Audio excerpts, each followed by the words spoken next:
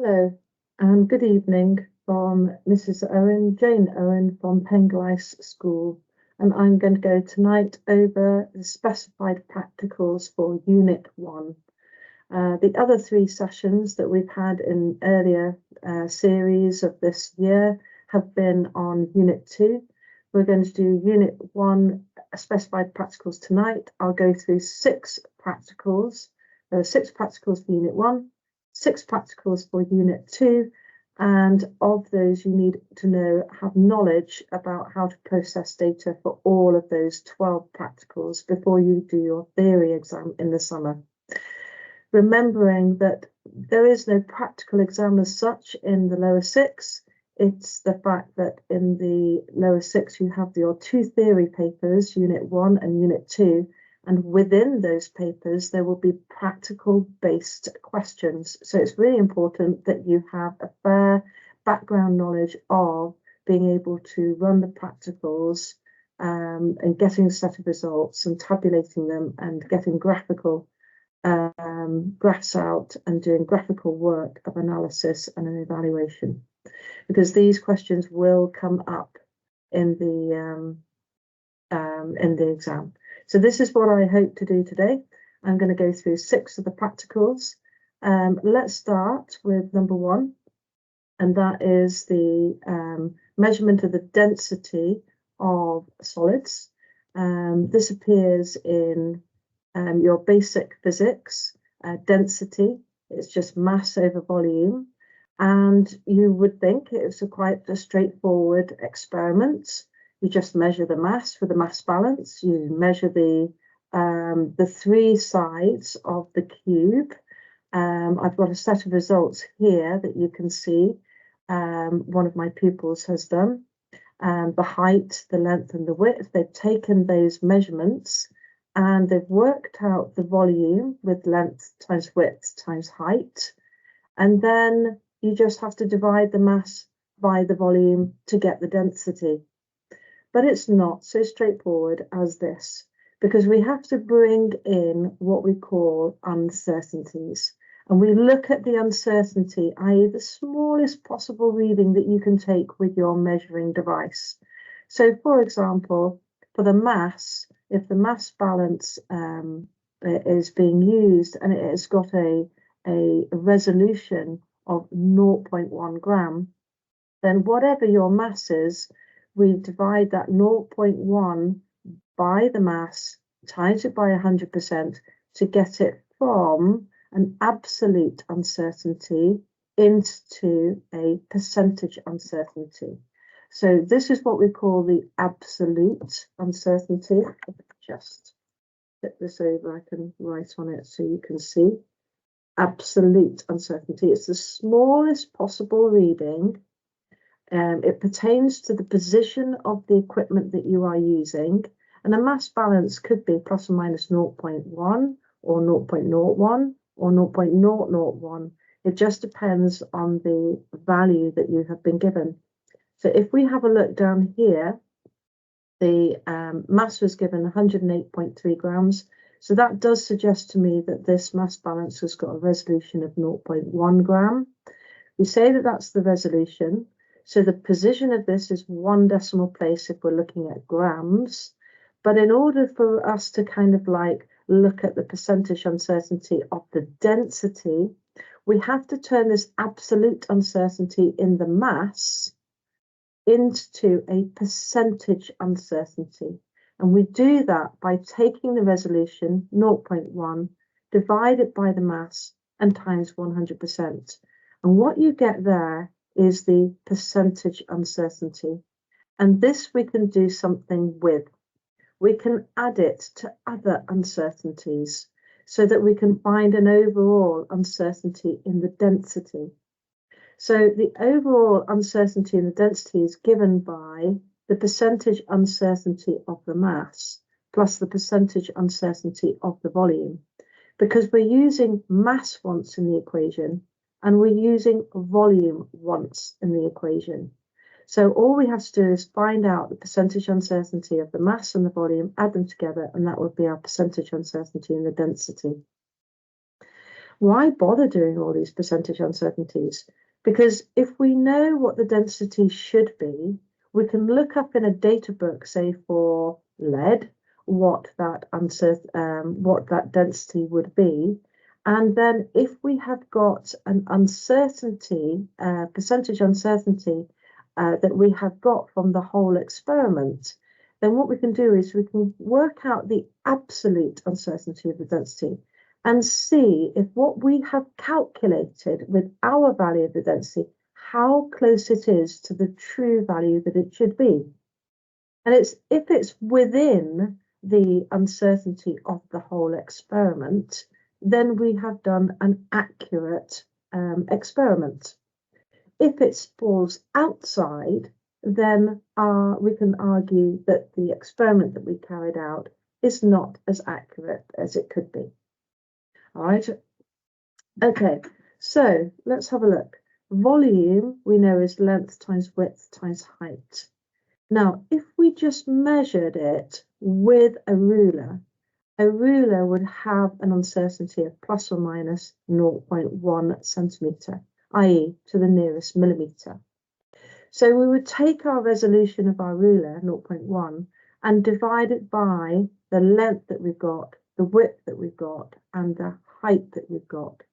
Now you can see that this particular candidate has written the length 10 centimetres without considering the resolution of the equipment that she used, i.e. a ruler, to measure it.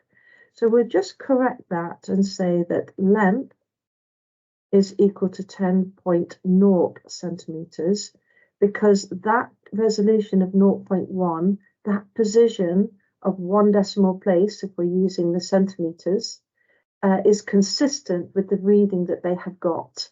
Now it sort of makes sense that the percentage uncertainty of the length is given by 0.1 divided by 10.0 times by 100%. The calculation is the same, whether it's 10 or 10.0.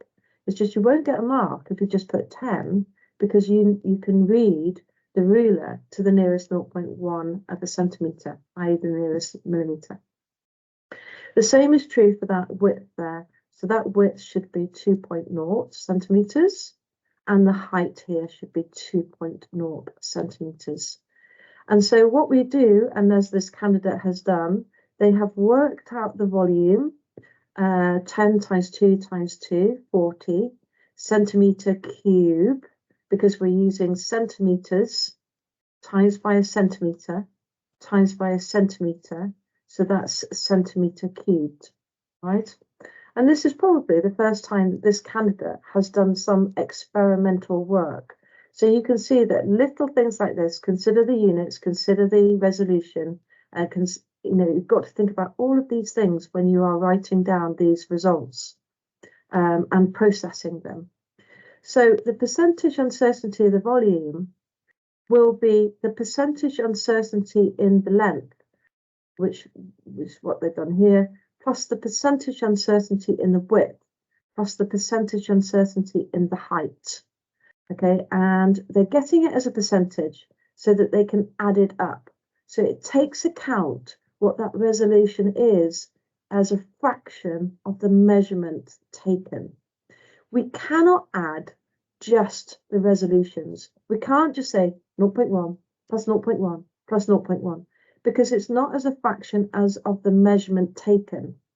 We can only add percentage uncertainties. So we've worked out 1%, 5%, and 5%. So the total is 11%. And we usually represent our uncertainties in terms of 1 or 2 significant figures. Now here, I'm going to leave it at 2 significant figures because the first number starts with a 1. You can understand 1 significant figure if you've got, numbers 0 to 9. And then when you slip into 10 to say 19, you can use 2 significant figures there. Okay, so now we've got a percentage uncertainty for our mass, which they've worked out here, very small. You could even argue it's negligible, because when you add it on to the uncertainty for the volume as well as the mass, it doesn't actually change to two significant figures. And that's why we can say that it's negligible. So the important uncertainty here is that of the volume. Okay, now we've been asked though in this particular experiment to use a vernier caliper or a micrometer screw gauge. So they have said that the resolution is 0.01 of a millimeter. Now, if you are using a vernier scale, and you have been asked to use a vernier scale is, 10 times more precise than a ruler. So if you've got your ruler at plus or minus 0.1 centimeter, a manual vernier will go to plus or minus 0.01 of a centimeter, i.e. plus or minus 0.1 of a millimeter. Whereas if you go for a digital vernier scale, like a caliper, a digital vernier, we can go even more accurate to plus or minus 0.001 of a centimeter. 0.001 of a centimeter, i.e. plus or minus 0.01 of a millimeter. Doesn't matter what you work in, millimeters or centimeters, as long as you're consistent throughout. So a ruler, if you did it in terms of millimeters, is just plus or minus 1 millimeter. Okay, but if you had, on the other hand, a micrometer screw gauge, a micrometer screw gauge is basically a manual micrometer screw gauge, is the same degree of precision as a digital vernier scale. Whereas if you went a digital micrometer screw gauge, that is one more degree of precision. So it's plus or minus 0.0001 centimeter, plus or minus 0.001 millimeter. Okay, so clearly in this particular experiment, if you've got a resolution of plus or minus 0.01 of a millimeter, they've either used a digital vernier scale or a manual micrometer screw gauge. And so you would use, instead of using the resolution of 0.1 of a centimeter, you would use a resolution of 0.001 of a centimeter or 0.01 of a millimeter. So that will mean that your uncertainty will be that much smaller, so that the range and the tolerance between how accurate your experiment will be in the final amount will be that much smaller tolerance, because the percentage uncertainties will be very much reduced. So by going from a ruler and going to using either a digital vernier or manual micrometer screw gauge, or even a digital micrometer screw gauge, you are making your the resolution a lot smaller. The precision of the equipment is much smaller, and so the uncertainty in that measurement is a lot smaller, and so the tolerance within which your measured value of density and the real value of density is going to be a lot smaller, and hopefully it will improve the accuracy of the experiment overall, because of that tighter tolerance. Okay, I think that's enough for there, because there's only one thing really to finish off. Once of this experiment before moving on, once you have measured the density and you've calculated the density, by measuring the mass and measuring the length, width and height, and working out and calculating the volume, and then working out what the density is. Okay, so this candidate has worked out what the density is here. Then using the 11%, which is the overall uncertainty for the whole experiment, taking into account the mass and the volume, even though the mass was negligible. What we then do is work out what 11% is of that true value. So that so we work out what 11% is, and then by working out the 11%, we add on that 11% and we take off that 11%. So we've got a maximum value and a minimum value that the density could be. And then we look up in a data booklet and see what the density should be. Now, it looks to me like this was a lump of aluminium that we used, and the density there should be around about 2.7 grams per centimetre cubed. So that actually falls, the real value, falls within the limits of the experiment. And therefore, we can argue, so I'll put that here, real value is equal to 2.7 grams per centimetre cubed. And it's within the limits of the uncertainty of the experiment. And therefore, we can say it's accurate. Okay, so this is really important because you're closing the loop and you're giving a comment about how accurate the experiment is. Okay, so real value within the limits of the uncertainty of the experiment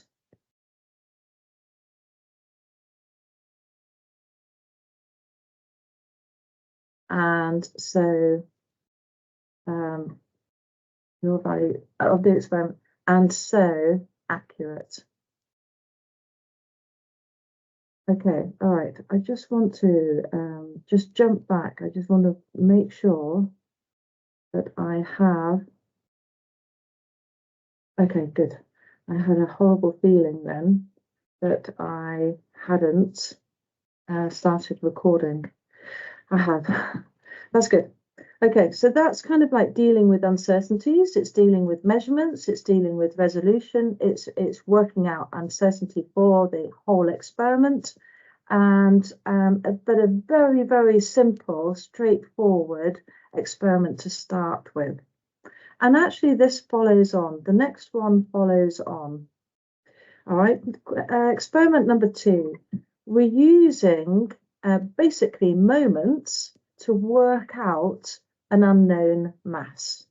And it's a lovely little experiment. We're basically putting this ruler off the centre, and we're basically hanging a weight on this side. Let's say it's an unknown weight. We don't know it. I'll put a little question mark. And there's one little bit of information that you need to know.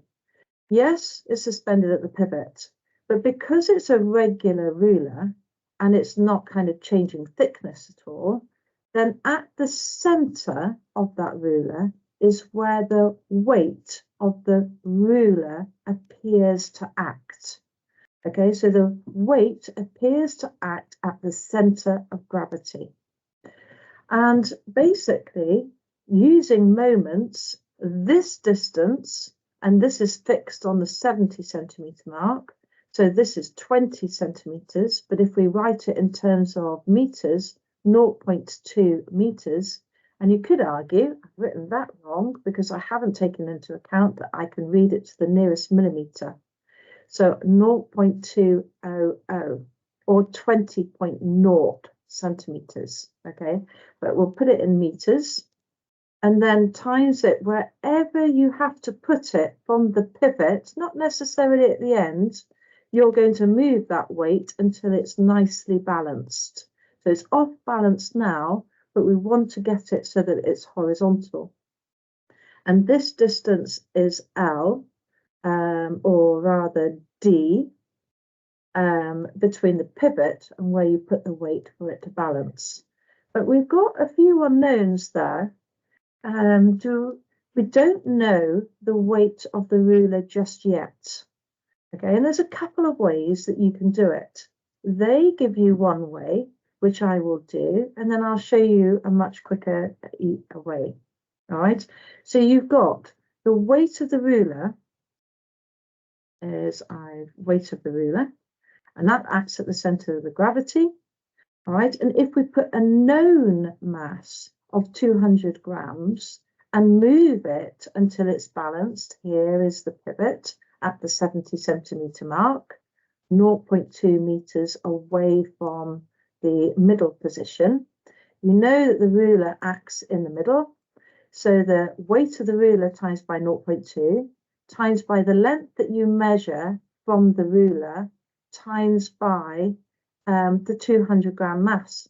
But the problem is it's a mass, and we've got to convert that into a force, because you know with moments that the force, the clockwise moment, is equal to the anti-clockwise moment.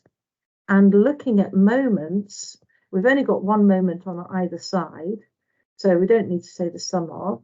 So the force times by the distance on the one side is equal to the force times by the distance on the other side. So I'm going to put F1 D1, F2 D2. Now, F1 will be the weight of the ruler times by 0.2 equal to, now that 200 gram mass, in order to work out the force, get it into kilograms first, so divide it by 1,000, right, to get it into kilograms, and then times it by 9.81 to get it from kilograms into newtons. So we've got a force of 1.96 newtons for the mass of 200 grams. So that would be a 1.96 times by that distance, D2, which is quoted as L, and that is the bit that you measure from the ruler. Okay. If you start at naught, no, you'll be going up to 100 here, and this will be naught here. So just take care that whatever measurement that you read off, your D value or your L value, you're going to take 70 away from it, okay, because you just want the distance from the weight to the pivot. Okay, so you're going to measure this one, and then hence you calculate the weight of the ruler as a result of measuring that length. Once you've got the weight of the ruler, then you've got that, you can now get your unknown mass, pop it on, move it until it balances, and then you can measure D. Okay, and so that would be, where have I put that? So that would be, so this is to work out the weight of the ruler. So you're having to do it again. So this is to work out the weight of the ruler, and then you can substitute it into, once you've got the weight of the ruler, you can substitute it into that equation to work out the unknown weight, because you're going to measure the D here, and you're going to measure the length here. Now, it's such a simple little experiment just using moments, but you can see that this candidate here has then taken it a little bit further. They've worked out the weight, they've worked out, and then they converted it back then into the mass of that weight by dividing by 9.81 and timesing it by 1,000 to get it into grams. And then they can go up then and check it against the real mass if you just put it on a mass balance. So unload it, take it all apart, take it to a mass balance and check it. Okay, now what you can then look at is look at the percentage uncertainty in all of your different quantities. So your percentage uncertainty in mass, I just gave it to the class as just say 2.5%. So plus or minus 5 grams out of a 200, but I gave them 2.5%. So absolute uncertainty of mass, there we go. So I gave them a mass balance of plus or minus 1 gram, and that plus or minus 1 gram would be divided by, I don't know why we've worked out the percentage uncertainty in the mass. Okay, all right. But we've looked at the, so she's looked at the percentage uncertainty in the length, i.e. in the length, because there's a nail where the pivot is, and it's quite difficult to judge. It's no longer just a factor of the resolution of the smallest reading. We're taking into another factor of maybe the string is 2 millimeters thick, so it's covering over the 1 millimeter smallest marking. And so we can change our absolute uncertainty depending on the conditions of the experiment and how difficult it is to take the reading. Perhaps in another experiment you'd have parallax error, but in this one you can get your eyes quite kind of like close to the scale. It's just whether the string, is covering that scale, and it's difficult to ascertain to the nearest millimeter. So you can see why we've got 0.2 here, and then work it out as a percentage. And then you can do the same for the 20 centimeters, okay, another percentage. And then you can add all of these percentage uncertainties together to get an uncertainty for the whole experiment. And then we can see how close. So let's just say, for sake of argument, the real value was 107 grams. Okay, that's the real value. Then because we're using the mass once, or the length once, or and the length and the 20 centimeters once, we can add up all of those percentage uncertainties and see if the real value is within the limits of the plus or minus of the percentage uncertainty. And this is, WJC do like you to do this and to go extra to do that, to say whether it's accurate or not, whether it lies within it or not. Okay, so moving on to experiment 3 now. A ball dropping by free fall. I enjoyed doing this experiment just without all of the electrical part and just dropping a ball and doing it with a timer and looking at the percentage uncertainty with a timer, and then doing this as a demo then to see what the percentage uncertainty, how it changes by using this setup, because this setup is using a digital timer. It's the same as plus or minus 0.1 as a manual timer, but this time you haven't got the reaction error of the person operating the timer to affect the uncertainty. So the uncertainty with a normal timer will be in the range of 0.2 to 0.5 of a second, whereas with something like this setup, the uncertainty would be the resolution of the timer 0.01 of a second. So you can see straight away that the uncertainty kind of like drops by using this electrical system, and therefore the percentage uncertainty drops, and therefore the limits of the how accurate the experiment can be is much more accurate, because because the uncertainty is so much smaller, so the percentage uncertainty value will be a lot smaller. So you can see how close it is to 9.81.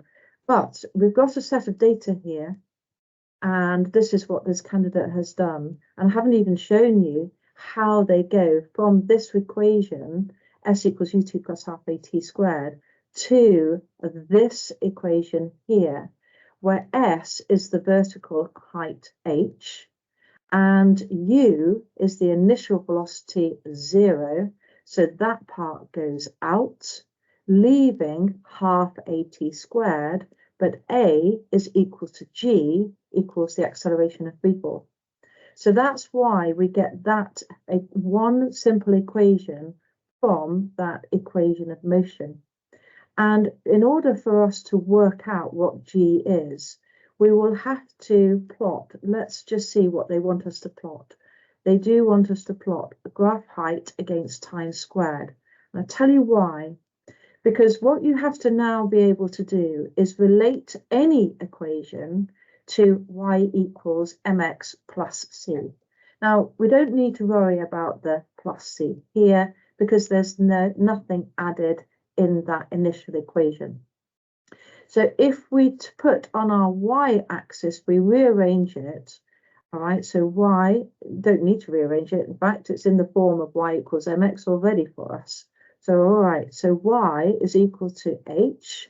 So we want to plot h on this axis. Don't forget when you're labeling up axis, you want to put the unit as well in bracket against t squared.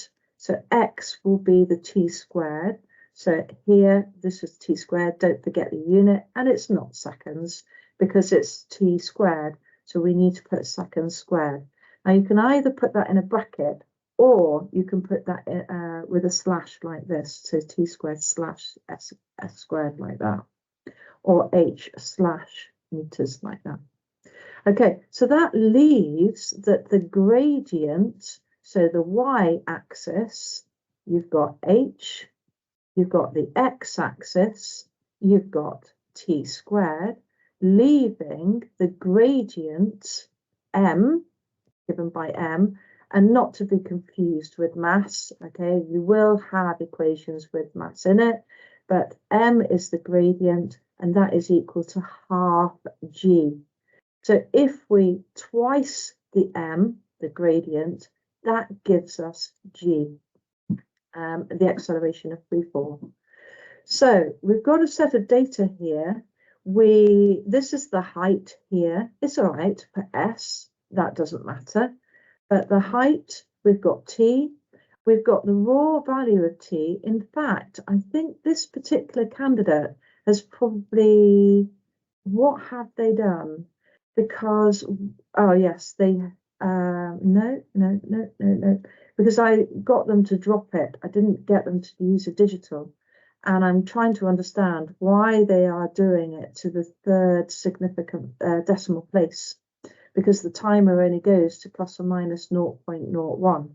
Now, maybe we used a timer and the position of that timer was 0.001 of a second. But I think I know what's gone on here. No, it can't be. It's not pendulum, it's not multiple oscillations. You only drop it once. So maybe this has been done with an electrical method. And the timer is plus or minus 0.01 seconds, consistent with their readings here to the nearest 0.001 seconds.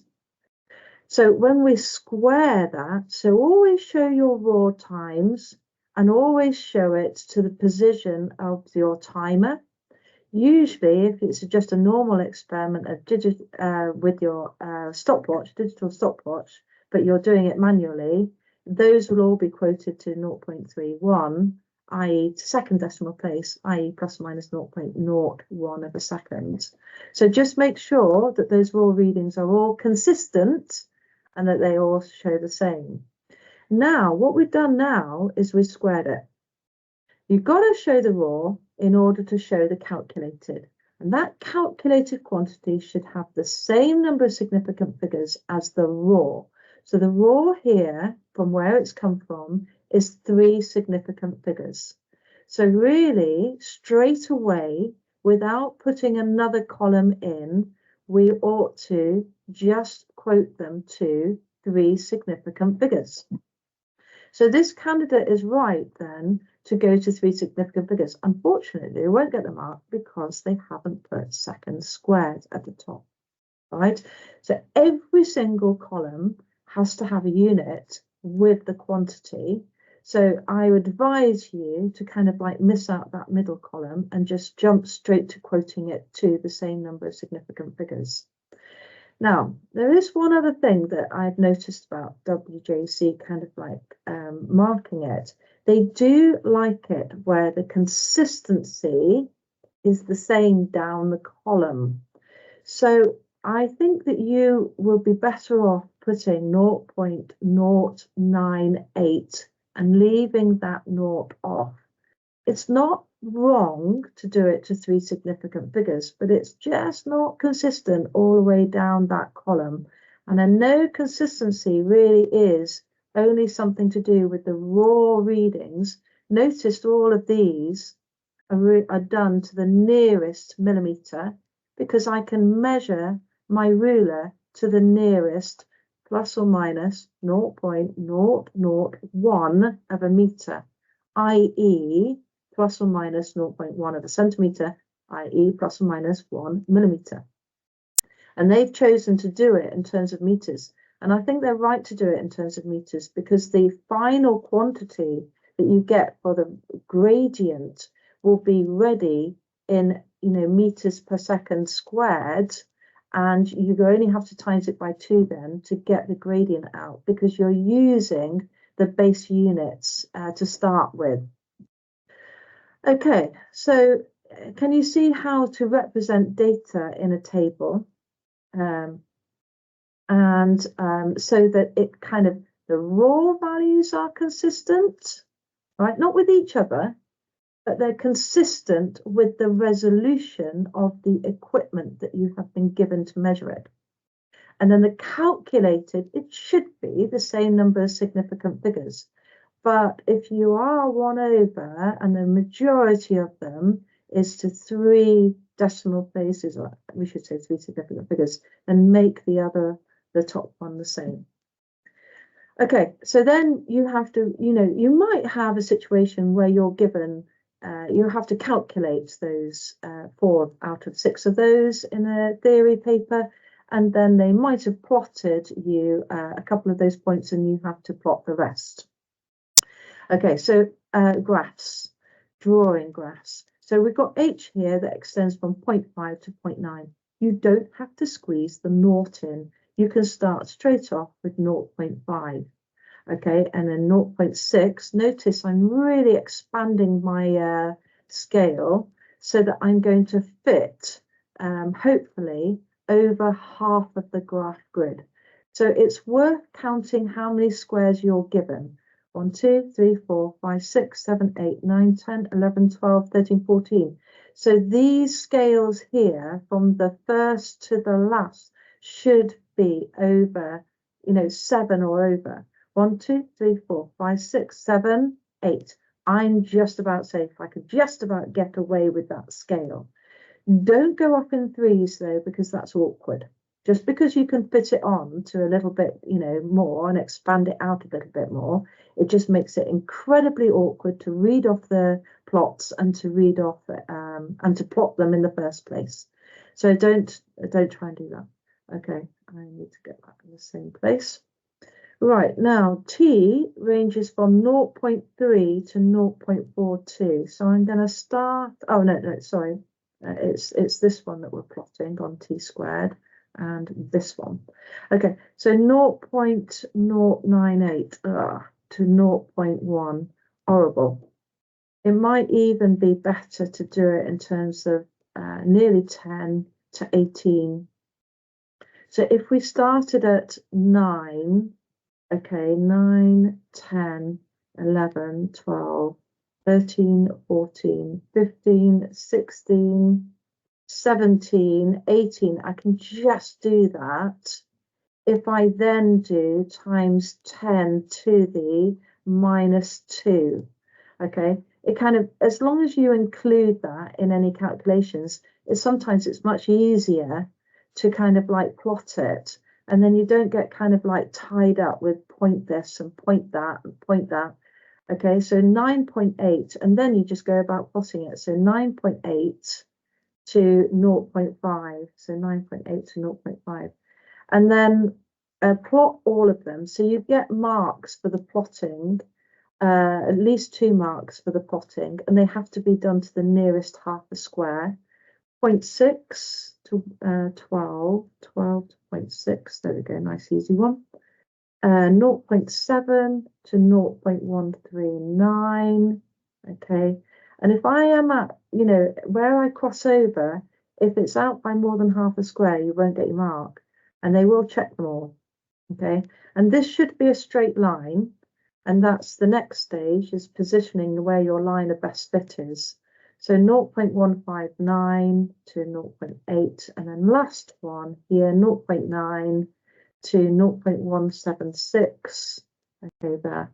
Now, it looks a good line of best fit there. Now, I can't do it so easily, but you need to get a ruler, and you basically need to kind of like scan your ruler across the page until you've got an equal distribution of points either side of the line along the length of the line. Let's just see if I can no, I'm not going to do it. So literally one line only, no kinks, no joins, no hairiness, and literally you go halfway in between, and you just got to do it, and it's just practice. But do use a ruler. I can't use a ruler here, but you use a ruler. I'm just going to go for it. Okay, now if you had something like that, okay, it's not straight, but okay, we'll move that to one side. I'd want to probably rotate it a little bit more further around to have kind of like not just 3 on one side and 1 on the other side and 1 on, but kind of like a more balance of points. So if you have got 3 on one side, you want to get a little bit nearer to the 3 points than to the 1 point. And so that leaves us then, you can use the whole graph grid. We don't want any concertina lines in the bottom left-hand corner because you can use all of the lines of the graph grid. And then that leaves us then to draw in a biggest triangle that you can possibly do. Okay, so that it's going to give us a more accurate kind of value of the gradient, even though it will be the same if it was a smaller one. We go with a triangle, which is over half the length of the hypotenuse, half the length of the line drawn. And if I were you, I would just go as big as possible, and then it's not as contentious. So 0.9, and every one of these is, every 2 is 0.1. So that will be 0.92. Don't forget, it's not 0.5. Write it on it so that you've got it, 18 and down to 9.9. And then take your dy by dx to get your gradient. So 0.92, take away 0.5, divided by 18. That 18, take 9.9. So what have I got? I've got 0.42, okay, divided by 8.9, 8.1. Okay, and what do we have? Don't forget my times 10 to the minus 2. So my times 10 to the minus 2 slips in there. Okay, and let's see what we've got. 0.42 divided by 8.1 equals 5.19. 5.19 is the gradient, and then all we have to do then is times the gradient by 2 to give you a value of G. So 5.8 times by 2 equals 10.4 or 10.37. Oh, that's 10.37. Now you can see now, okay, so meters per second squared is equal to G. How close is it to 9.81? You know what G is, or should be. Then we deal then with uncertainties. So we can go back through and look at the uncertainties. So to work out the uncertainties here, you've got your resolution. You divide it by, I would divide it by the smallest one to give you your largest uncertainty. But because we've used in the equation t squared, we'd have to times that uncertainty by 2 because you're using t twice. So you times the percentage uncertainty in t twice to get the percentage uncertainty in t squared. And then you add to that the percentage uncertainty in your height. So again, take the smallest reading, divide the 0.001 divided by 0.500, and then you get your, and times it by 100% to get it into a percentage. And then you can add your percentage uncertainties in your t-squared and your h's together. And then you can see, you know, how close we are with 10.37 compared to 9.81. Because whatever your percentage uncertainty overall is, you work out what a minimum and a maximum value is, because you take off that X percentage and you put on that X percentage to get the maximum and the minimum and see whether the 9.81 fits in between it. Okay, so that's experiment 3. How am I doing for time? You know what I'm like for time. I'm not doing very well. Okay, so actually what we've done, we've probably done 3 of those practicals well, in terms of looking at table work, looking at graphical work, looking at how to relate an equation to y equals mx plus c. And that's such an important skill, and they will get you to do that time and time again. Okay, we've looked at uncertainties, absolute uncertainties, and percentage uncertainties, and then worked out how to get the uncertainty for the whole experiment. And then these other 3, 1, 2, 3, okay, I've provided some results there, and you know, graph, or you know, we were going to do a graph for Hooke's law. Haven't got there in this time available. Perhaps I'll do another session on it at some point. But right at the bottom, this is what you will lead on to next year in terms of looking at uncertainties, but plotting uncertainties in the X and the Y direction and getting lines of worst fit. Now, at this stage, you don't need to do that. That comes in at year 13, and that's what you will be looking at later. So I think I need to stop. And next session, the last session, will be the live session where we will walk through a paper 3 with you and attempt to do a paper 2, an attempt to kind of like do the whole paper in the 45 minutes of the live session. And until then, look forward to doing this again with you guys. Okay, good luck.